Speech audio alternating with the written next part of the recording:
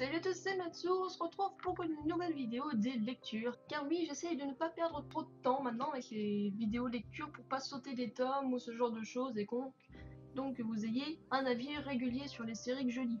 Donc là, aujourd'hui, on va parler donc de deux mangas, de X-Arm, tome 5 et de Awoken, tome 5.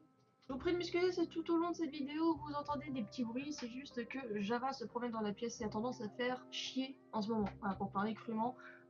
Voilà, il fait beaucoup de bruit. Pour ces deux tomes, par contre, je vais être relativement brève au niveau des résumés pour ne pas trop spoil et en même temps parce que il s'est passé donc des actions ou quoi que ce soit qui ne nécessitent pas d'avoir beaucoup de détails pour comprendre ce qu'il s'est passé et il vaut mieux garder aussi les détails pour avoir un peu plus de surprise à la lecture.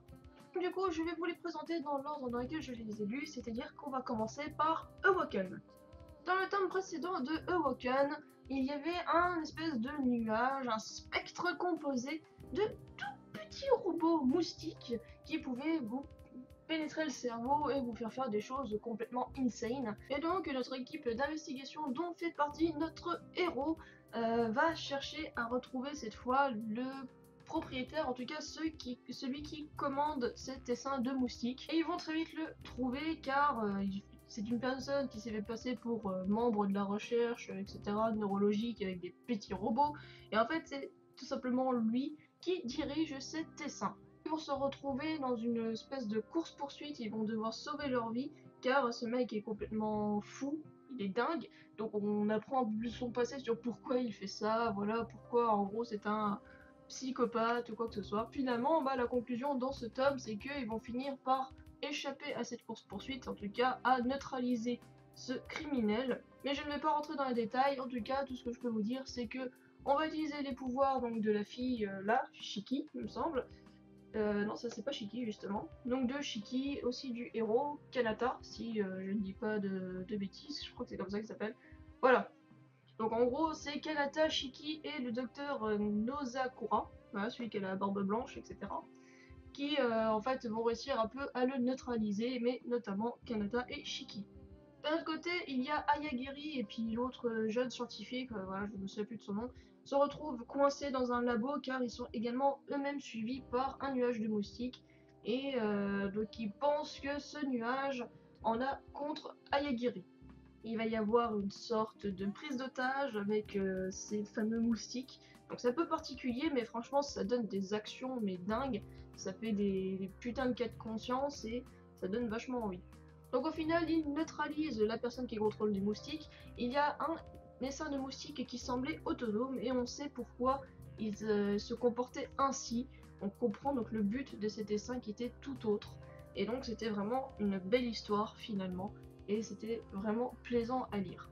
Par contre, dans la dernière partie de ce tome, donc ça représente à peu près ça, voilà, on entend plus sur le passé de Shiki et notamment donc de la petite fille que Kanata voit de temps en temps en rêve, car en fait c'était la grande sœur de Shiki. Alors j'essaie de retrouver son nom. Asu, voilà, donc c'est celle qu'on voit là. Comment je différencie? En fait Asu a les cheveux longs et Shiki a les cheveux courts. Voilà, donc on retrouve aux épaules. Et là donc là il s'agit bien de Asu. En fait on découvre que Asu était une éveillée et en fait elle a donné sa vie pour former des jeunes à se défendre, donc des futurs jeunes soldats, et malheureusement pour essayer de les sauver, elle a fini par donner sa vie. Et Shiki a été complètement anéanti par cet événement car en gros c'est des manœuvres militaires qui ont fait que sa sœur est morte. Et elle essaye par-dessus tout à chaque fois d'essayer de protéger les nouveaux éveillés qui vont intégrer l'escouade d'investigation, voilà, je trouve plus le nom. C'était vraiment une belle histoire. Mais il se peut que certaines choses se cachent derrière cette histoire. Justement, c'est le mystère qui plane à la fin. C'est est-ce que Asu est vraiment morte? Donc voilà, ça fait un peu résumé un peu bizarre, mais j'essaye de pas trop en dire à part sur le passé de Shiki et notamment Asu. Mais je vous ai pas encore donné tous les détails car vu comme c'est raconté, on est vraiment plus dans le sentiment. Enfin, je vous dis ça un peu de manière un peu brutale, vide de sens, etc. Mais c'est vraiment à la lecture, ce tome était vraiment vraiment cool. Déjà toute la partie avec les essaims où on part sur des trucs un peu de psychopathe, un peu pervers, où Donc Kanata doit utiliser ses pouvoirs, Shiki va essayer de faire en sorte aussi d'utiliser certains prototypes, etc.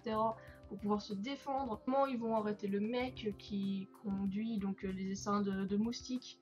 Et aussi niveau sentiment, qu'est-ce que l'essaim de moustiques autonome faisait finalement. Et donc là c'était vraiment un beau truc à lire. Les graphismes sont toujours les mêmes. J'avoue avoir un peu perdu l'attrait que j'avais par rapport à ces graphismes, car ça fait vraiment là, par exemple ici c'est toutes les images comme ça en fait que j'ai du mal en ce moment à cerner, enfin à apprécier plutôt. J'aime bien les dessins propres comme on peut avoir justement ici, et encore je trouve que les traits sont relativement fins. Moi j'ai toujours aimé les gros ancrages, mais vraiment à la lecture c'est vraiment agréable et ça va parfaitement avec l'histoire qui est plutôt sombre, et donc du coup ce style là convient parfaitement. Donc pour moi, ça a été une très bonne lecture. On passe maintenant à X-Arm tome 5. Et donc, si vous avez regardé ma dernière vidéo, je parlais justement du tome 4. On s'est arrêté où les personnages étaient tous coincés dans le cerveau de Akira. Et donc, ils doivent faire en sorte que Akira se souvienne que ce qu'il vit actuellement n'est pas réel.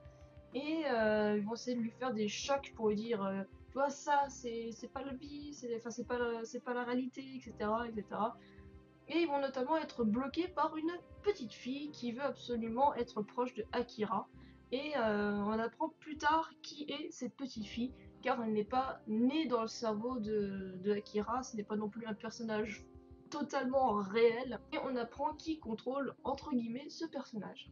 Dans ce tome, à ce niveau-là, donc pour cette partie-là, on aura un peu, tout petit peu de fanservice, on aura aussi un peu de fantasy, et donc ça fait bien plaisir. Et également un peu de soupçon d'amour, de sentiment, voilà, une vie de collégien, enfin de lycéen, plutôt normale dans les mangas. Deuxième partie donc du tome, à peu près ça, voilà, ça va vraiment la moitié quoi. On va suivre la vie de la mère d'un enfant qui est plutôt paralysé à 70%, quelque chose comme ça, et qui va bientôt mourir s'il n'est pas vite opéré, et notamment, et malheureusement ces opérations coûtent énormément d'argent, et donc la mère va utiliser des moyens malhonnêtes, enfin en tout cas elle va rentrer en contact avec des yakuza, etc. pour gagner énormément d'argent et pouvoir payer les soins de son enfant. Shiga va entrer en scène un peu plus dans l'histoire parce qu'il va se mettre un peu plus en avant, donc c'est le chef de la section anti-X-Arm qui dirige notamment Akira, enfin l'ex-Arm 00 et toute sa bande de copains. Va rentrer en jeu tout simplement parce qu'on découvre que la mère donc, du petit garçon Kento, je crois qu'il s'appelle le garçon, possède une ex-arme qui lui permet de changer d'apparence et même de se rendre invisible, enfin de se camoufler dans le décor. Et donc son but naturellement est de récupérer une ex-arme parce que voilà, il veut toutes les neutraliser, mais aussi il va faire en sorte d'aider cette famille. Il va permettre l'arrestation de plusieurs yakuza, voilà, d'arrêter la circulation de certaines drogues, etc.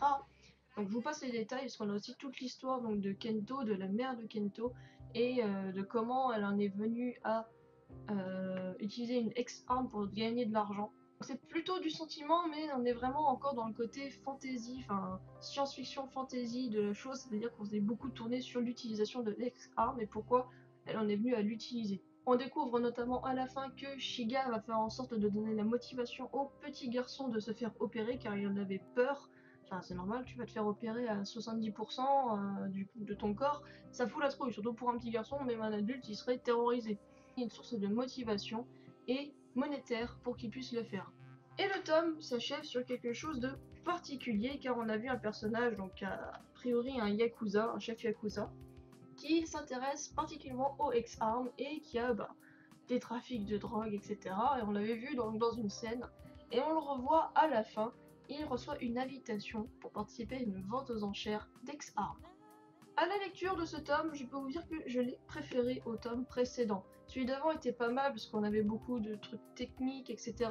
Mais en fait, j'ai préféré par rapport à l'histoire, ce tome-ci. Pourquoi? Parce qu'on en apprend un peu plus sur les personnages, aussi sur les hypothétiques sentiments que pourrait avoir Minami vis-à-vis de Akira, qui on rappelle est seulement un cerveau. Et là du coup il a vraiment eu l'occasion de vivre un peu avec Akira, etc., d'avoir une vie de lycéenne tout à fait normale, et apparemment ça ne lui a pas déplu. Donc du coup, moi j'ai trouvé ça plutôt intéressant de voir comment les personnages se rapprochaient petit à petit. comment certains personnages avaient évolué, car on rappelle que Akira a connu une femme juste avant sa mort et qui en fait vit encore de ce jour et a un lien par rapport à lui. Et il ne s'en est pas encore rendu compte, enfin je crois qu'il n'a pas encore rencontré ce personnage donc dans le présent. Et moi j'attends ce jour avec impatience. Mais moi ce qui me frustre un peu par rapport à l'histoire de Akira, c'est qu'il est revenu, il est dans le futur, et je sais pas, on dirait qu'il ne cherche pas à savoir ce que sont devenus ses parents et son frère, alors que dans le monde imaginaire, il avait quand même fait la matérialisation de son frère, il était présent, il vivait dans la maison, dans la maison familiale, et il sort de là, on voit pas de chapitre ou quoi que ce soit qui concernait à sa famille. Il pourrait très bien, surtout avec ses capacités, il pourrait se connecter au réseau, trouver vite fait s'ils sont morts ou pas. Voilà, c'est ce qu'ils sont devenus tout simplement. Car on sait que la petite amie de son frère est encore vivante, donc pourquoi elle ne le saurait pas? Enfin, c'est vraiment particulier. Et je trouve ça un peu bizarre, je sais pas, moi je me retrouve dans le futur. Tout de suite, la première chose que je me dis, c'est déjà, bah, faut que je me situe un peu dans le temps, où ce que je suis, qu'est-ce qui a changé, etc. Mais après, tu penses à ta famille. Enfin, je sais pas, moi ça me paraît très logique de penser à ma famille dans le premier temps, alors que là, bah, ça fait déjà plusieurs semaines qu'il est dans le futur et il n'y a rien eu de consacré par rapport à ça. Donc on pourrait dire, ouais, il a fait un sneaky, on le sait pas, mais il a déjà fait des recherches. Ça c'est vrai, on pourrait le dire, mais pour moi ça mériterait un chapitre dessus. Enfin, voilà. Autrement, le passage, enfin le chapitre, enfin toute la partie avec la mère de Kento, j'ai trouvé ça plutôt touchant, même si le personnage m'a plutôt... Enfin, j'ai pas d'attrait pour le personnage, parce qu'au final, bah, on découvre sa véritable identité, et moi, c'est quelque chose que... Enfin, j'ai pas apprécié les actions qu'elle a menées quand elle était dans le passé, et donc du coup, voilà, du coup, je n'ai pas d'attrait pour ce personnage. C'est dommage, parce que l'histoire est belle, et au moins, j'ai plus... Enfin, du coup, au final, j'ai plus de compassion pour Kento, au final, le petit garçon.